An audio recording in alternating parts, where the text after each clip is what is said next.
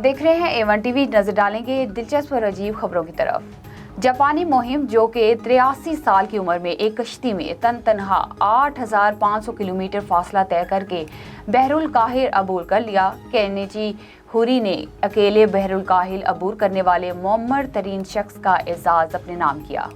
Colombia में सोने के सिक्कों से भरे हुए सदियों पुराने 2 जहाज दरियाफ्त कर लिए गए। हुकाम के मुताबिक 1708 में डूबे जहाज की निगरानी के दौरान उन्हें मजीद 2 जहाजों का मलबा मिला। इनमें से एक हस्पानवी नौ आबादियाती दौर की कश्ती हो सकती है, जबकि दूसरे जहाज के बारे में ख्याल किया जा रहा है कि वो 2 साल कबल स्पेन से कोलंबिया की आज़ादी की जंग के दौरान पानी में गर्क हुआ था। बहरी जहाज़ों के मलबे में सोने के सिक्के और तोपों के साथ गुलदान और दीगर क्राकरी जैसी इशिया भी मिली हैं। कनाडा में एक म्यूजिक टीचर ने ट्रम्बोन बजाकर खतरनाक रीछ को स्कूल से दूर भगा दिया। गैर मुल्की मीडिया रिपोर्ट्स के मुताबिक कनाडा के इलाके शोनेगन में एक म्यूजिक टीचर ने स्कूल के बाहर एक खतरनाक रीछ को घूमते हुए देखा।